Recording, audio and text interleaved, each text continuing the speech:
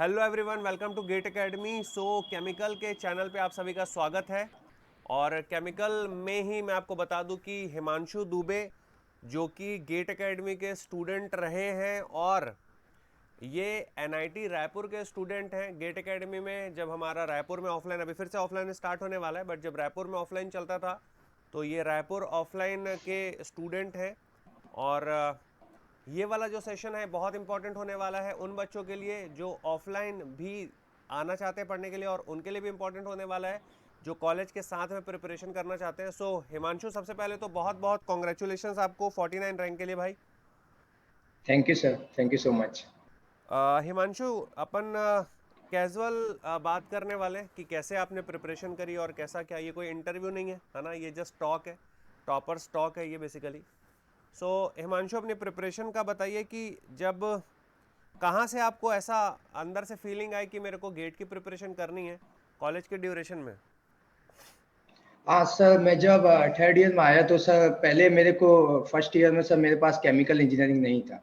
Nightie Raipur में मेरे पास metallurgical engineering था। तो फिर फर्स्ट ईयर में मैंने सर अच्छा सीजीपीए लाके स्लाइड कराया केमिकल में। ओके। तो सर थर्ड ईयर में आया तो हमेशा एक वो चीज़ होता है कि कौन सा स्ट्रीम में हमें जाना है, कैट करना है, गेट करना है या सिविल सर्विसेज देखना है।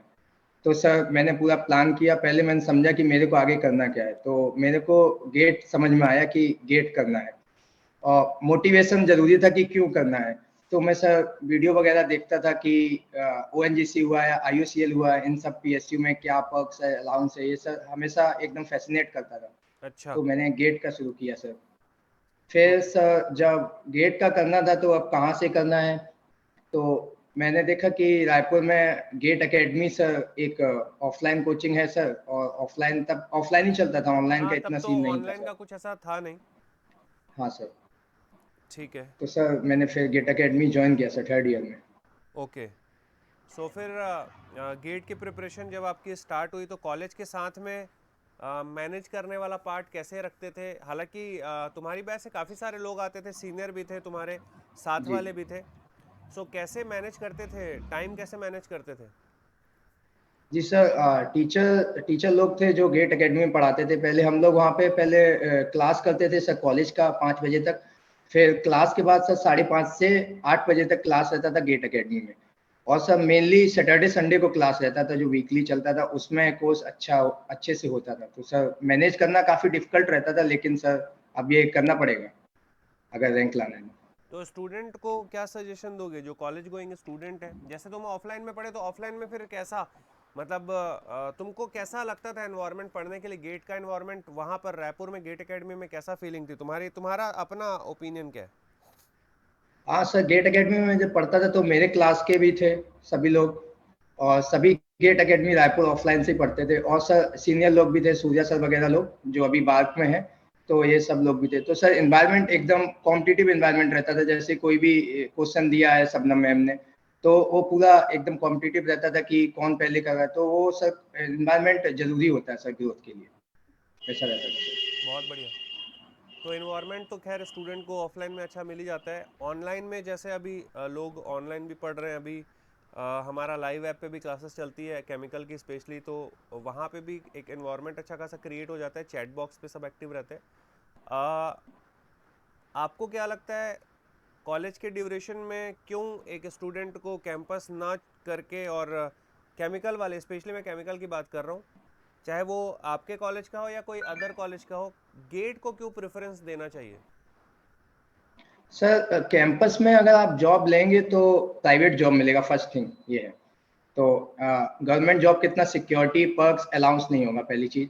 दूसरा सर आप केमिकल में अगर देखेंगे ना, आप कोर कंपनी अगर देखेंगे तो 10 एलपीए से ज़्यादा पैकेज कोई नहीं देगा। 10 एलपीए इज लाइक मैक्सिमम। और आपका जितना भी पीएसयू रहेगा 15 17, ओएनजीसी 20 एलपीए। तो ये भी एक चीज़ है। दूसरा आपके पास जॉब सिक्योरिटी भी है गेट गेट के थ्रू अगर आप पीएसयू जाते हैं। और तीसरा अगर आप एमटेक में इंटरेस्ट है तब आपको गेट करना चाहिए सर। राइट। तो तुम्हारा क्या उद्देश्य था, तुम्हारा क्या ध्येय था गेट करने के पीछे। सर मोटिवेशन हमेशा से सर ओएनजीसी का जो sir fly in fly out वाला जॉब होता है, 15 हम्म। डेज आपको करना है फिर 15 डेज घर पे रहना, वो हमेशा सर एकदम मोटिवेट करता था। मैं जब भी देखता था यूट्यूब पे वीडियोस वगैरह लोग कैसे डालते हैं, क्या क्या बताते हैं, तो वो हमेशा से सर मोटिवेशन रहता है। चलो बढ़िया। और ये अच्छी बात है कि तुमने एक अच्छा रैंक लेके आए हो। 49 इज़ गुड रैंक, और आई होप कि मतलब इस रैंक में बहुत अच्छे से आपका जो है, जो भी ड्रीम है, जो भी जिस पीएसयू में भी जाने का, वो फुलफिल हो। एक और चीज़ जानना चाहूँगा हिमांशु, बिकॉज काफ़ी सारे स्टूडेंट जो प्रिपरेशन अभी स्टार्ट कर रहे होंगे या करना चाह रहे होंगे, तो उनका ये रहता है कि सर मैं बुक से पढ़ूँ तो कुछ जैसे सब्जेक्ट होते हैं, फॉर एग्जांपल मास ट्रांसफ़र हो गया जिसको थोड़ा एक अच्छा लेवल वाला सब्जेक्ट माना जाता है, यस सीआरई हो सर। गया। और इस बार अगर मैं बोलूँ, इस बार जो केमिकल का 2022 का पेपर आया है, क्योंकि मैं खुद भी एनालाइज किया है ना, जब मैं पीसी के क्वेश्चन देख रहा था, या मैं कुछ मास ट्रांसफ़र के एक दो क्वेश्चन, और इधर अगर जाए सीआरई साइड तो सीआरई पीसी मिक्स करके तो क्वेश्चन था। तो अभी क्या, इस पेपर के आने के बाद लोग थोड़ा सा भयभीत हो गए हैं गेट से। और रैंकर का भी अगर देखोगे तो AIR 1 का आपको पता है कि 68 मार्क्स गया है हाईएस्ट। यस तो सर। अब जो सिनेरियो है, तो उसमें स्टूडेंट को क्या सजेशन होगा तुम्हारा कि भाई, मतलब करना गेट है, बट अभी क्या है, टेक्स्ट बुक की तरफ लोग अब भाग रहे हैं। अब लोगों को लग रहा है कि कुछ स्टैंडर्ड टेक्स्ट बुक हमें पढ़नी चाहिए। तो किन किन सब्जेक्ट को उन लोग ध्यान में रखें? कुछ कुछ बुक्स अगर बताना चाहो तो वो भी बता सकते हो। हाँ सर, अगर आप कॉलेज गोइंग स्टूडेंट हैं तो एक बार में सब सब्जेक्ट का बुक पढ़ना बिल्कुल इम्पॉसिबल है। पॉसिबल नहीं है। हाँ, हाँ। तो आपको क्या करना है कि जो कोचिंग में पढ़ाया जा रहा है, कोचिंग जॉइन कर लेनी है, और जितना पॉसिबल हो सके ऑफलाइन कोचिंग जॉइन कीजिए, क्योंकि एनवायरनमेंट का बहुत इफेक्ट पड़ता है। ओके। क्योंकि जो आसपास लोग रहेंगे, अगर वो क्वेश्चंस अच्छे से कर रहे हैं तो एनवायरनमेंट का इम्पैक्ट पड़ता ही पड़ता है। तो फिर आपको क्या करना है, जो कोचिंग में पढ़ाया जा रहा है उसको रिवाइज करना है, और जिस कॉन्सेप्ट में आप फंस रहे हैं उसके लिए आपको बुक उठाना पड़ेगा, क्योंकि बुक में आसानी से दिया होगा, पूरा पढ़ना पड़ेगा। तो सीआरई के लिए ऑक्टेव 11 एक बुक है, उसको आपको पढ़ना है। और मास ट्रांसफर के लिए ट्रिवॉल है, और बीके दत्ता में थोड़ा इजी लैंग्वेज है तो वो करना है। और हीट ट्रांसफर के लिए सेंजल को पढ़ना है। ये 3 सर मेन सब्जेक्ट होते हैं। इन 3 हाँ, में अगर बेस अच्छा है, स्टैंडर्ड बुक को फॉलो किए हैं, तो सर अच्छे से हो जाता है। बहुत बढ़िया।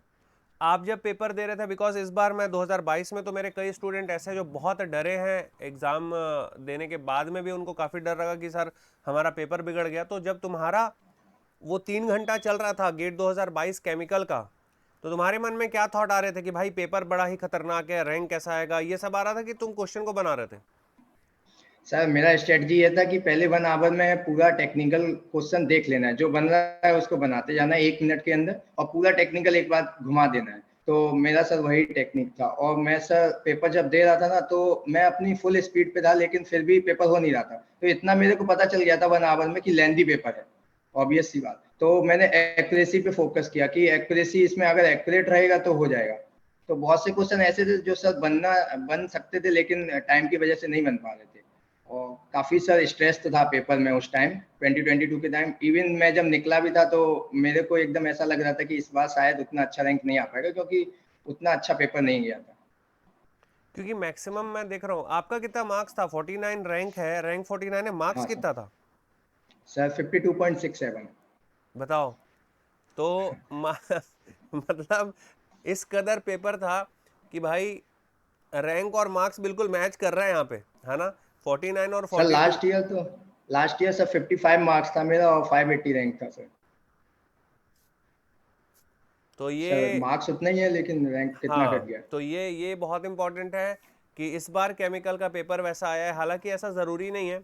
हालांकि लास्ट ईयर भी देखा जाए हिमांशु, तो सीआरई का वेटेज काफ़ी कम कर दिया था। आई थिंक 6 मार्क्स का सीआरई था, और हीट ट्रांसफर जो था वो लगभग 13-14 नंबर का आया था। यस सर, लास्ट ईयर ऐसे ही हुआ था। लास्ट ईयर भी थोड़ा सा उन्होंने ट्राई किया था, थोड़ा सा सब्जेक्ट के साथ खेलने का। इस बार तो टफनेस बढ़ा दिया, इस बार लेंदी कर दिया, इस बार सब्जेक्ट को मिक्स कर दिया, है ना, पीसी को सीआरई के साथ। ऐसा, मैं तो खैर इलेक्ट्रॉनिक्स बैकग्राउंड से हूँ, बट जो मुझे मिलता है मेरे फैकल्टीज़ के साइड से फीडबैक जो मिलता है, जो रैंकर्स बात करते हैं, मैं उनकी बातें समझता हूँ, तो मेरे को लगता है थोड़ा सा इस बार चेंज किया है। तो स्टूडेंट लोग ऐसा टेंशन मत ले, जैसा हिमांशु बोल रहे हैं कि यार आप एक कोचिंग, अगर आप कॉलेज गोइंग स्टूडेंट हो, बिल्कुल आप कोचिंग ज्वाइन कर सकते हो। इन्होंने गेट एकेडमी के बारे में तो बता ही दिया, क्योंकि गेट एकेडमी के हमारे अपने स्टूडेंट हैं, एनआईटी रायपुर का। मैं खुद रायपुर का ही हूँ, अभी हम लोग जो शूट कर रहे हैं रायपुर में ही कर रहे हैं। सो ये अच्छी बात है। और हिमांशु, रायपुर कब आ रहे हो?